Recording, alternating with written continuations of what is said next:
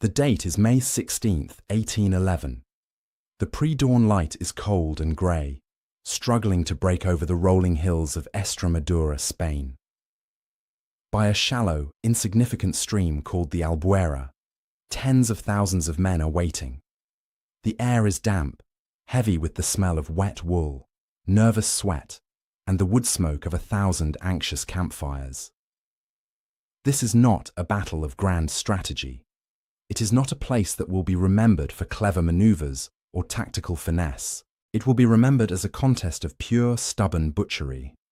The village of Albuera, a small collection of white-walled houses, sits near a stone bridge, and it is here that the Allied army expects the blow to fall. They are wrong. This confrontation is a bloody focal point in the long, grinding Peninsular War. The British, Spanish, and Portuguese are locked in a 6-year struggle to expel Napoleon's armies from Iberia. The Allies are commanded by General Sir William Beresford, a man known to be a proficient organizer but, crucially, a nervous and indecisive field commander. He is here to protect the siege of the vital fortress city of Badajoz. The French are coming to break that siege. Their commander is Marshal Nicolas Jean de Dieu Soult, one of France's most experienced and cunning leaders. He leads the Armée du Midi, a veteran force of 24,200 men.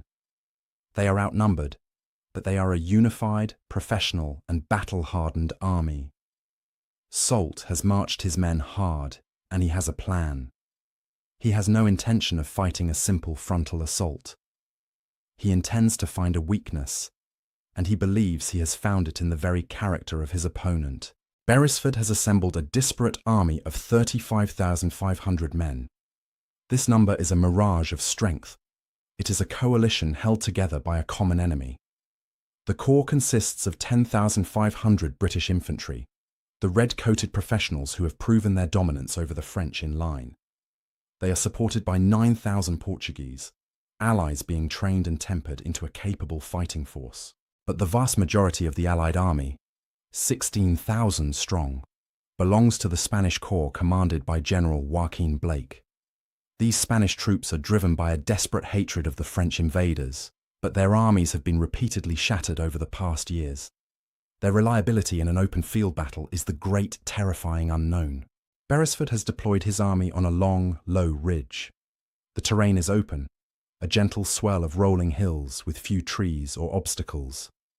It is, as one historian would later note, an excellent killing ground, offering no place to hide once the battle is joined.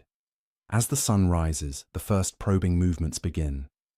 The men of the Allied army, British, Portuguese, and Spanish, check their flintlocks, fix their bayonets, and wait for the storm to break. They look to the village, to the bridge, where the first sounds of skirmish fire are beginning to rattle. But the true danger is not there. It is hidden, moving, and about to uncoil with devastating precision. The day will not be won by a general's plan, but by the raw, bloody-minded valor of the men who refuse to leave the field. The battle begins at approximately 8:30 a.m. Just as Beresford anticipated, the French move towards the village of Albuera and the stone bridge that crosses the narrow river. A brigade of French infantry, supported by cavalry, advances with purpose, their drums beating the pas de charge. Skirmishers from both sides fan out, and the morning air is immediately fouled by the sharp, acrid smell of black powder. The popping sound of individual muskets from the skirmish line is soon drowned out by the crash of controlled volleys from the German battalions in British service, who have been tasked with defending the village. Beresford, watching from his vantage point, sees the attack developing exactly where he expected it. It is a classic frontal assault. Believing this is the main French effort, he immediately commits his reserves to reinforce the centre, plugging the perceived gap and shoring up the defence of the bridge. But Marshal Soult is not a man of simple measures.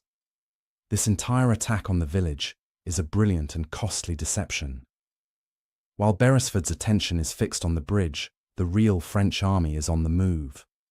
Miles away, hidden from view by the rolling hills and a dense wood, Soult's main striking force, some 15,000 men of his V-Corps, has been marching through the night. They have executed a wide, difficult flanking march, crossing the Albuera River further upstream, and are now in a position to strike the Allied army not in its strong centre, but on its weak and completely exposed right flank. At around 9 a.m., the deception is revealed. To the horror of the Allied command, a forest of steel bayonets and towering shakos emerges from behind the wood. This is not a brigade, it is an entire army. The V Corps, supported by cavalry and artillery, pivots and begins to ascend the long open slope that constitutes the Allied right. The flank is held by the 16,000 men of General Joaquin Blake's Spanish Corps. In an instant, the entire Allied battle line is rendered useless. They are facing the wrong way. Soult's plan has worked perfectly.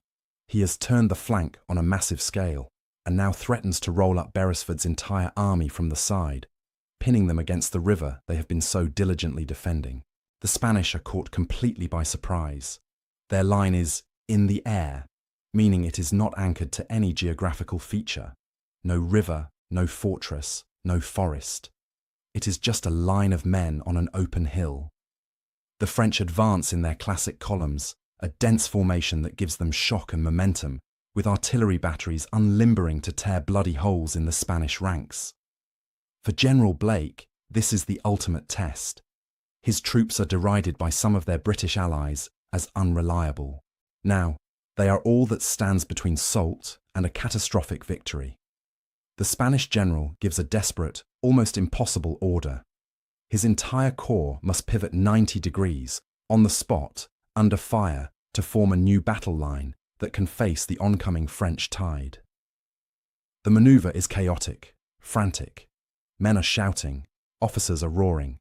Regimental flags are moving in a confused mass as entire divisions try to untangle themselves and face the new threat. The battle for the bridge at Albuera is a footnote. The real battle, the battle for survival, has just begun on the ridge. The ridge, which moments before had been the quiet flank of the Allied army, explodes into a volcano of sound and violence.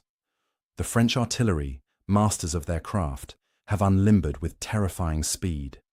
A battery of guns opens fire, hurling round shot and canister into the dense, confused mass of Spanish soldiers. General Blake's men are still in the process of their desperate pivot, a chaotic maneuver that is difficult enough on a parade ground, let alone under the fire of 15,000 advancing enemies. Regiments are tangled, companies are mixed, and the men are shoulder to shoulder, trying to form a line to face the assault. The French Five Corps, sensing a quick and total victory, advances steadily up the slope, their great columns looking like an unstoppable blue tide. This is the moment Soult has engineered. He expects the Spanish, who have a reputation for breaking in the field, to shatter and flee. A collapse here would be decisive. But the Spanish do not run. Fired by a bitter hatred for the French occupiers, and perhaps by the sheer desperation of their position, Blake's divisions miraculously complete their turn. They form a new front, a long, wavering line of men, and prepare to receive the shock. The French columns, shouting, "Vive l'Empereur!" or crash into the Spanish line. The fighting is immediate, brutal, and at point-blank range. The Spanish, contrary to the low expectations of some of their British allies, stand and fight with a courage that is nothing short of heroic. For over an hour, this uneven contest rages. The Spanish line, outnumbered and outgunned at the point of attack, refuses to break. They are locked in a desperate firefight.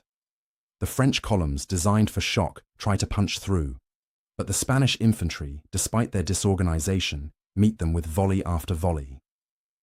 The Brown Bess muskets of the British-supplied regiments and the Spanish-made muskets create a continuous, deafening roar. The acrid, sulphurous smoke of the black powder hangs thick and low over the ridge, obscuring the field, mixing with the morning mist. Men are falling by the hundreds. The Spanish are holding, but they are being ground down. They are trading their lives, yard by yard, for precious minutes. This heroic, desperate stand is the most critical and unsung phase of the battle. General Beresford, the Allied commander, is miles away, his attention still divided by the feint at the bridge. It takes an agonizingly long time for the reality of the situation to reach him, that his entire flank has been turned, that the battle is not where he thought it was, and that 16,000 Spanish soldiers are currently the only thing standing between his army and annihilation. The sound of the cannonade from the ridge is a growing, terrifying thunder that finally confirms the disaster. He must react. He must shift his entire army to meet this new threat. He turns to his best troops, the elite British 2nd Division, commanded by the aggressive Major General William Stewart. He gives the order, march to the ridge, reinforce the Spanish, and stop the French. As Stewart's 6,000 men begin their frantic march, they have no idea what they are walking into. They are marching towards a disaster of their own, one that will be set in motion by a freak act of nature and the most feared cavalry on the continent. As the Spanish line begins to buckle, General Stewart's 2nd Division finally arrives. This division, numbering around 6,000 men, is a blade of tempered British steel. Stewart, an aggressive and reckless commander, wastes no time.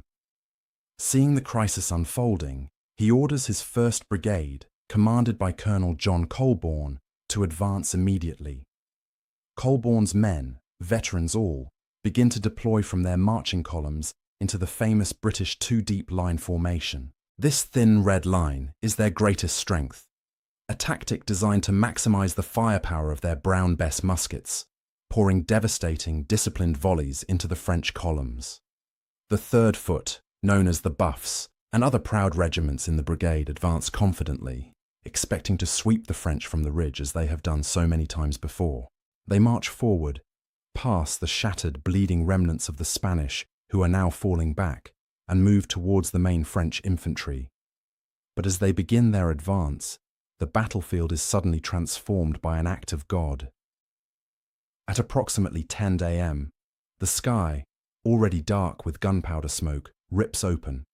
A freak storm, a localized and violent squall, unleashes a torrent of hail and rain upon the field. The wind howls, driving the rain in blinding sheets. In an instant, visibility drops to just a few yards. The world is reduced to a chaotic grey murk, a disorienting hell of lashing rain, the screams of the wounded, and the deafening muffled roar of the battle, now just a ghost in the noise. Through this blinding chaos, a new and terrible threat is moving, unseen and unheard. Marshal Soult has his cavalry in support, and among them is the 1st Vistula Legion, the Polish Lancers. Commanded by Colonel Jan Konopka, these are arguably the most feared light cavalry in the world. They are not armed with sabres, but with 9-foot steel-tipped lances, a weapon that gives them a terrifying reach advantage. As Colborne's brigade advances blindly through the storm, their line is struck by this sudden, supernatural tempest. They are in the open, in their two-deep line, a formation that is a death trap when hit by cavalry. The British infantry's defence against horsemen is the square, a dense, bristling hedgehog of bayonets. But they have no time. They cannot see the threat until it is upon them. At 10:15 a.m., the Lancers charge out of the rain. They hit Colborne's brigade like a thunderbolt. The British infantry, caught in their vulnerable line formation, can do nothing. The 9-foot Lancers are devastating, piercing red coats and pinning men to the muddy earth. The Lancers ride down the line, spearing the infantrymen at will, turning the disciplined formation into a panicked, screaming mob. The attack is a total, unmitigated slaughter. In the space of just a few minutes, Colborne's brigade is annihilated. The Lancers not only destroy the infantry, but also overrun a British artillery battery that was moving up to support them. They capture 5 regimental standards, a humiliation that cuts deeper than any wound. This single, devastating charge, enabled by the storm, has ripped the heart out of Stewart's initial attack. The entire Allied right flank is no longer just in jeopardy. It has ceased to exist. The rain and hail recede as quickly as they came, pulling back like a curtain to reveal a scene of absolute horror. Where Colonel Colborne's proud brigade of 1,600 men had stood, there is now only a scattered, mangled ruin of red coats. The muddy slope is a carpet of dead and dying, many still impaled by the lances. The Polish cavalry, having inflicted one of the most complete and rapid destructions of a British brigade in the entire war, are victorious, but the battle is far from over. The French 5th Corps, having seen its cavalry clear the field, reforms its dense columns and continues its inexorable advance, confident that the Allied right is broken. Major General Stuart, the 2nd Division's commander, is a man of raw aggression, and what he does next is born of either sheer fury or tactical panic. His 1st Brigade is gone. He now commits his 2nd. He orders Major General Daniel Houghton to lead his brigade forward, straight into the vortex. Houghton's men, including the 29th Foot, the 48th, and the 57th West Middlesex, advance not with the parade ground precision of Colborne's men, but with a grim, vengeful purpose. They must literally step over and through the dismembered wreckage of their sister brigade. They see the captured guns, the lost colours, and the bodies of their comrades. Houghton's brigade does not make the same mistake. They see the French cavalry milling about, but their primary threat is the looming mass of French infantry. At 10:30 a.m., in an act of supreme, almost suicidal discipline, Houghton's brigade deploys into a perfect two-rank line. The French infantry, sensing the moment, also halt their advance and deploy, fanning out from their columns into a competing line. What happens next is a tactical anomaly in the Peninsular War. This is not a battle of column versus line. It is a battle of line versus line. The two forces, British and French, stand facing each other at a murderous distance, estimated by survivors to be between 20 and 30 yards. This is a range at which the Brown Bess and Charleville muskets, normally inaccurate weapons, cannot miss. There is no more manoeuvre. There is no more tactic. There is only killing. The central slugfest begins. For nearly an hour, the two lines stand and trade continuous rolling volleys at point-blank range. The sound is not of individual shots, but a single deafening, continuous roar, a terrible crash that never ceases. The acrid, sulphurous smoke from the black powder is so thick and choking that it blots out the sun, reducing visibility to almost nothing. Men are simply loading and firing into the grey-black wall of smoke in front of them, knowing that an equal wall of lead is coming back. This is where the 57th Foot earns its immortal name. At the head of his men is their commander, Colonel William Inglis. An enemy cannon fires a round of canister shot, a tin filled with musket balls that turns the gun into a giant shotgun. The blast rips through the 57th's line, and Colonel Inglis is struck down, grievously wounded. His men try to carry him to the rear, but he refuses. Knowing that the line is wavering, that any sign of retreat could cause a rout, Inglis orders them to leave him. He remains on the ground, lying next to the regimental colours, a visible and defiant anchor. As the French volleys tear his regiment apart, he is heard roaring over the din, his voice a beacon of pure stubbornness. "Die hard, 57th, die hard!" The men of the 57th obey. They stand their ground, absorbing the punishment, and die where they stand. They will forever be known as the diehards. The order to die hard is not a metaphor. It is a literal bloody instruction, and the men of Houghton's brigade are following it to the letter. This is the epicenter of the slugfest. For the better part of an hour, the 2nd Brigade stands rooted to its patch of muddy ground, trading death with the French 5th Corps at a range so close that the men can see the faces of their enemies in the brief, swirling gaps in the powder smoke. Major General Daniel Houghton, the man who led them into this inferno, is killed, falling at the head of his men. His brigade is systematically erased from the field, man by man, file by file. The 57th Foot, the diehards, are a testament to this brutality. Of the 570 men who advanced up that ridge, 422 are now killed or wounded. The 29th and 48th Foot are in a similar state. Their red lines now just scattered clusters of survivors, still stubbornly loading and firing. The ground beneath them is a thick, sodden carpet of the dead and dying, a grotesque pile of blue French uniforms and red British coats, often lying in their perfect line formations, having been killed too fast to even fall in disarray. This is the butchery the battle will be remembered for. Survivors would later recall that a small stream running from the fatal hill was so choked with bodies and blood that it was seen running red towards the Albuera River. From his command post, General Sir William Beresford watches this unfold. He is not a Wellington, cool and unshakable in a crisis. He is a proficient organizer, but the strain of field command, of watching his elite troops be butchered on an open hillside, unhinges him. The destruction of Colborne's brigade by the Lancers was a disaster. The near-total annihilation of Houghton's brigade in this meat grinder is a catastrophe. He sees only a gaping, bloody hole in his line, a hole that his panicked mind believes cannot be filled. He has no more reserves to commit that he trusts. The Spanish are holding, but are exhausted. The Portuguese are engaged elsewhere. His British 2nd Division, the core of his strength, has been sacrificed.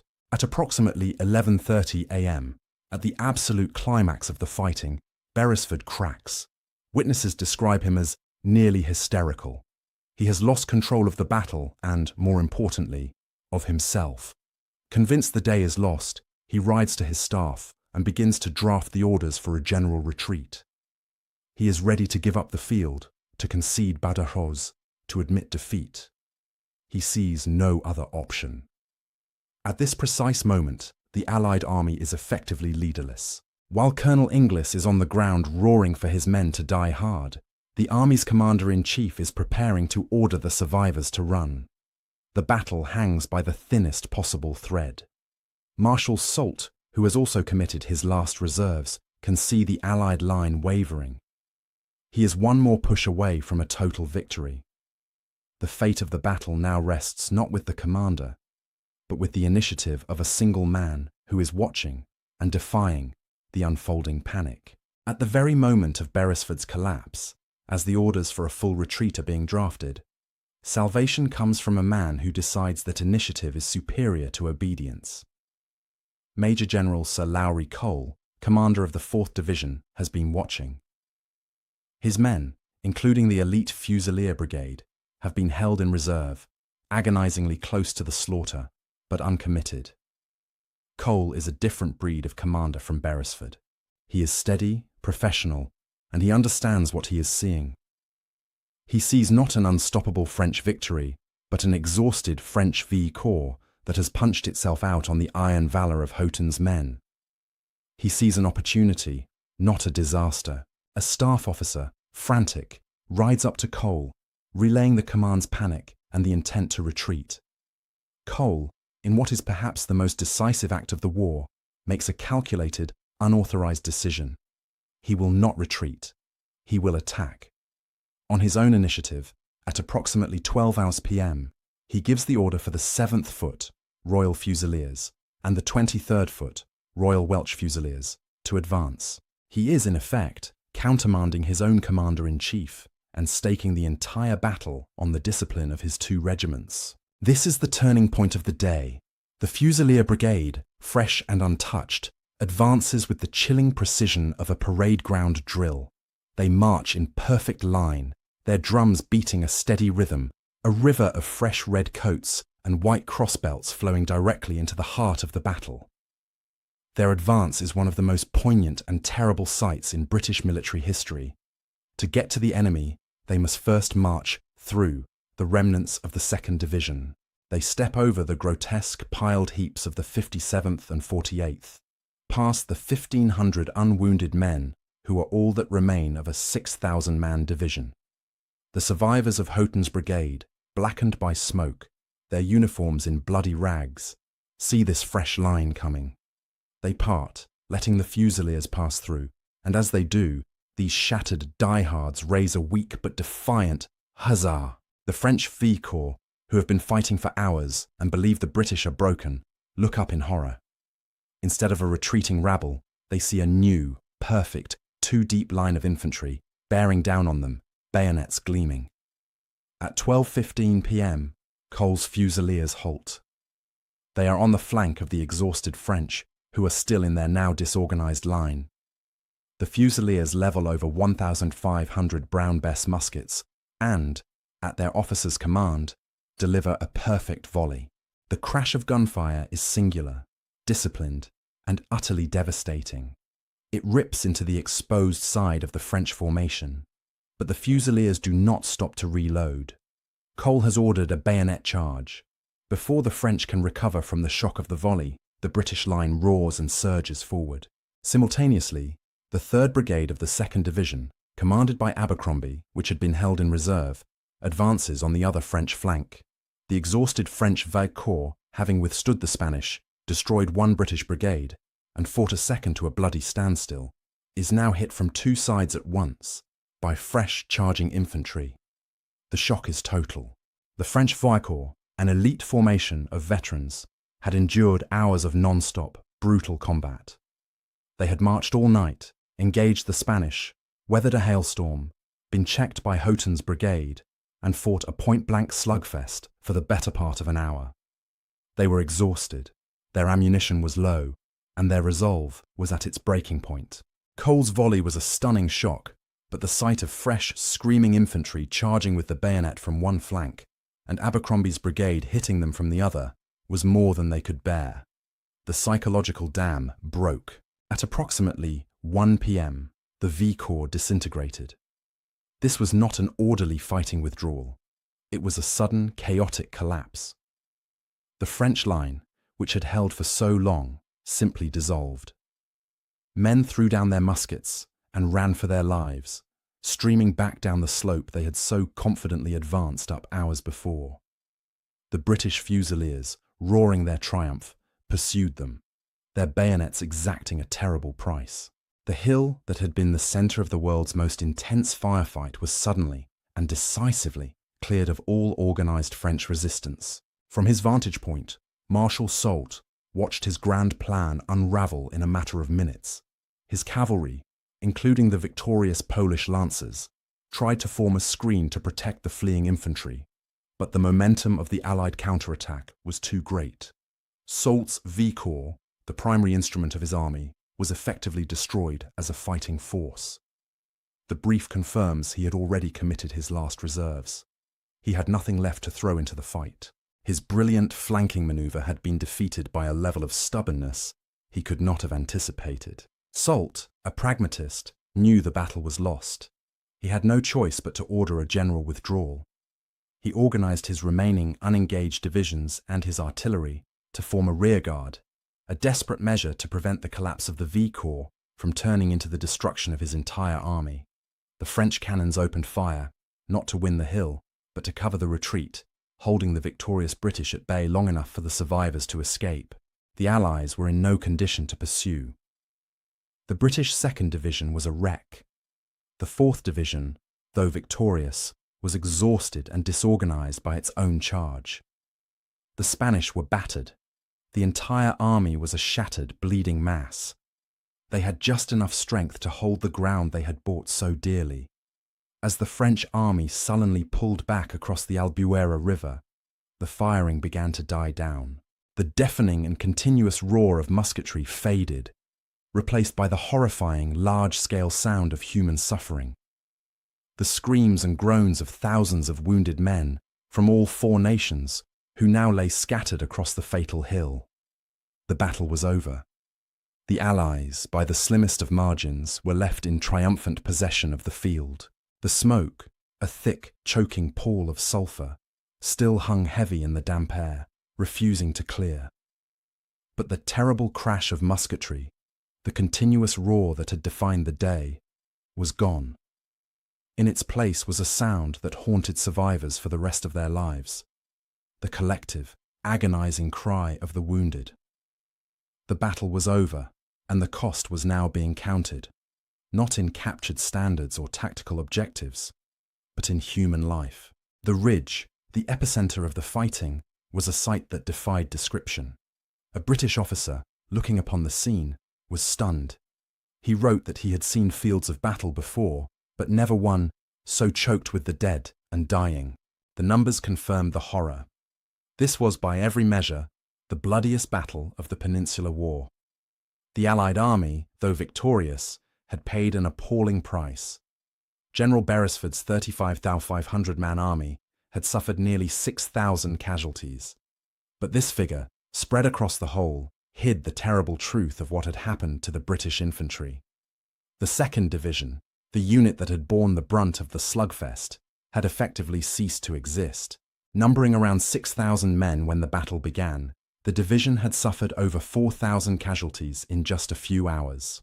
This was a casualty rate of over 65%, a level of destruction almost unheard of. The fate of the diehards, the 57th Foot, was the battle in miniature. Of the 570 men who had followed Colonel Inglis into the fray, 422 were now killed or wounded. They had obeyed their commander's order to the letter. This was the context for the most famous and most chilling description of the battle, penned by the great historian Sir William Napier.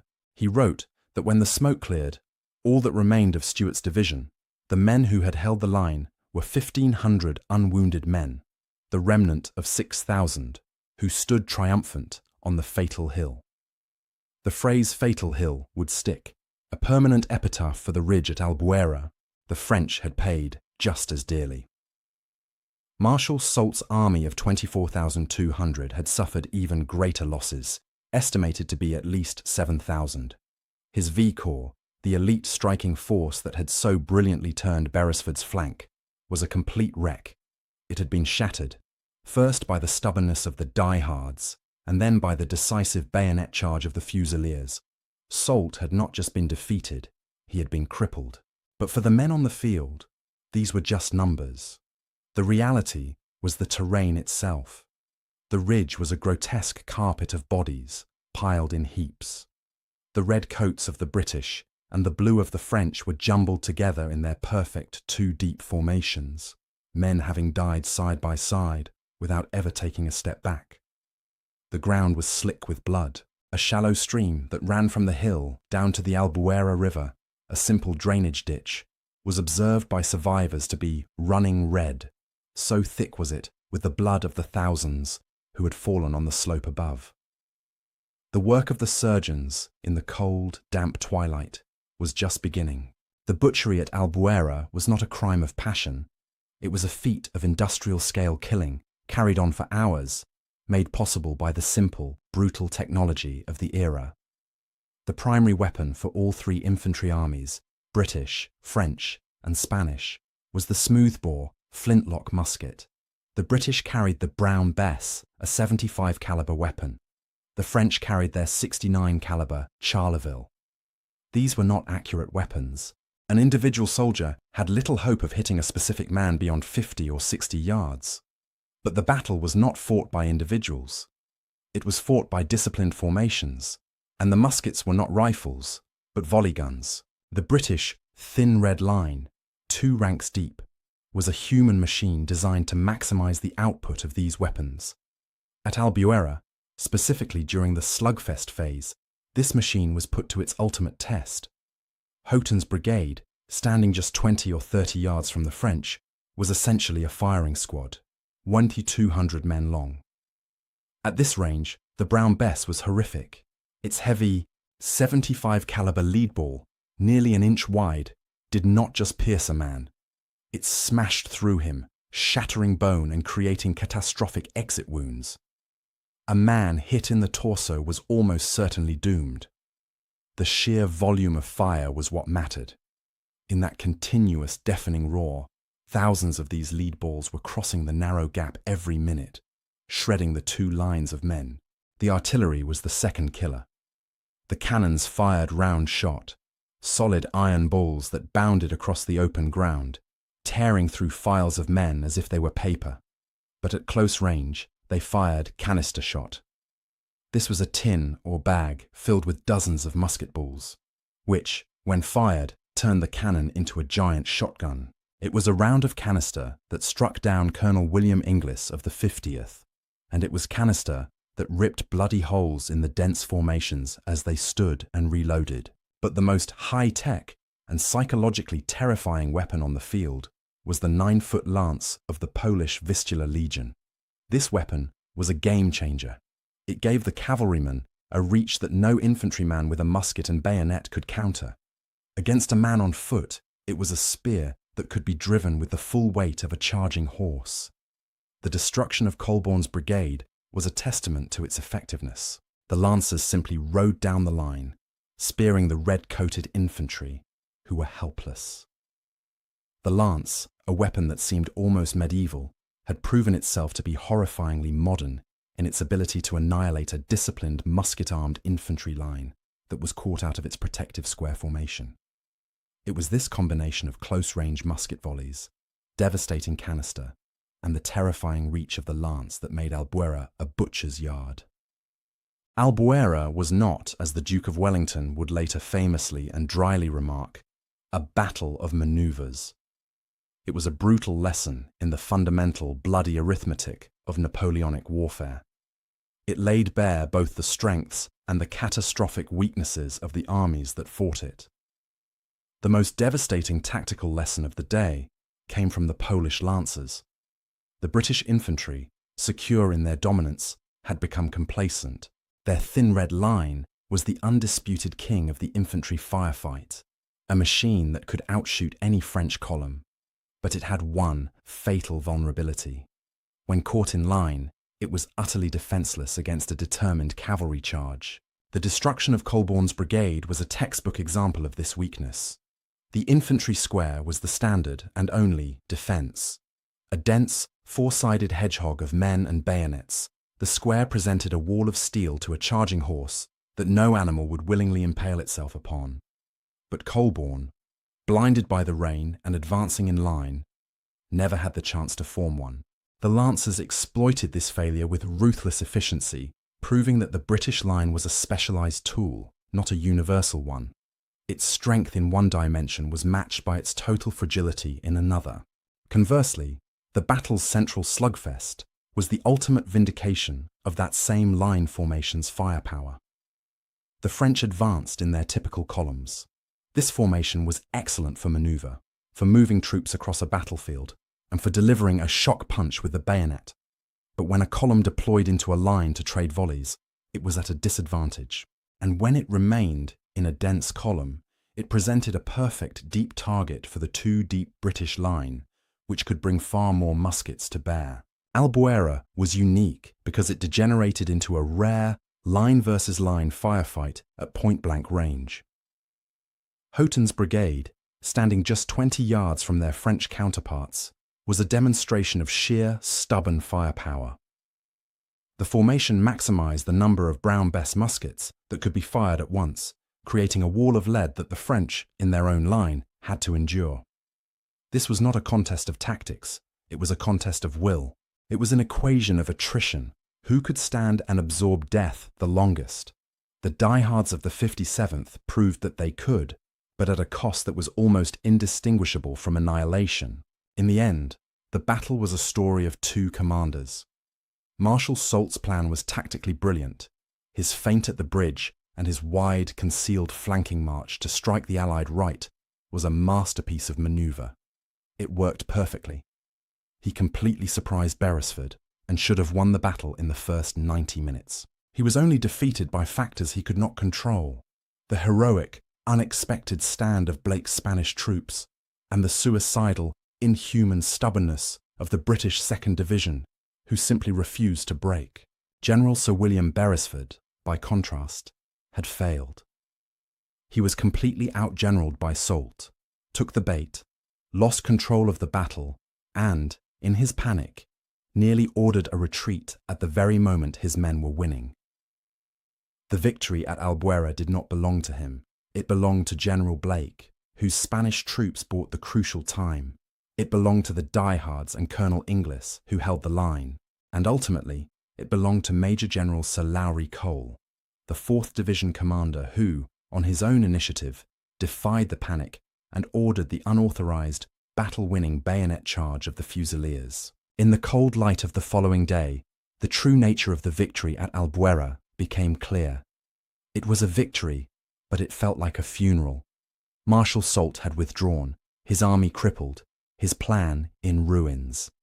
The French siege of Badajoz was, for the moment, broken. But the Allied army was in no state to celebrate. It was too busy burying its dead. The field was a charnel house, a vast open-air morgue where recovery parties worked to separate the thousands of dead from the thousands of wounded. For General Sir William Beresford, the battle was a personal and professional humiliation. He had been comprehensively outgeneraled, surprised, and had very nearly lost his army. He had been saved only by the initiative of his subordinates and the staggering, almost inhuman valour of his infantry. When the Duke of Wellington eventually arrived and was briefed on the day's events and the catastrophic casualty list, his cold fury was legendary. The butcher's bill was simply too high. Beresford, though he had technically held the field, had failed in the primary duty of a general, to preserve his own army. The battle would not be remembered for his generalship. It would not be remembered for Soult's brilliant but failed manoeuvre. Albuera's legacy was forged in the 40-minute, 30-yard killing match on the fatal hill. It was a legacy written in the blood of the 2nd Division. The story of Colonel William Inglis, wounded and prostrate on the ground, roaring, "Die hard, 57th, die hard," over the din, became an instant legend. It was more than a command. It was the embodiment of the battle itself. It became the new motto for the regiment, a name, the Diehards, that would be carried with honour for centuries, a permanent testament to what they had endured. The battle solidified the reputation of the British infantry as the most stubborn, immovable, and terrifyingly disciplined soldiers in the world. They had proven, once again, that their two-deep line could absorb and defeat any French column. But at Albuera, they had proven something more, that they could stand in a line-versus-line firefight at near point-blank range and trade their lives one for one until the enemy broke first. They had been annihilated, but they had not been moved. History would come to validate the initial premise. Albuera was not a battle of clever tactics. It was, as the brief confirms, a contest of pure, stubborn butchery. It was a raw, primal slugfest, where British, Spanish, and French brigades stood yards apart and exchanged volleys until they were erased. The victory was a grim one. It was a victory won not by a commander, but by the 1,500 unwounded men who, as the last survivors of their division, stood triumphant on the fatal hill. They had done nothing more and nothing less than die harder than their enemy. And in the long, brutal story of the Peninsular War, that on this day was just enough. Thank you for listening to our story. If you found this battle as fascinating as we did, please like this video and subscribe to British War History for more. We read all of your comments, so be sure to leave your thoughts below. We'll see you in the next video.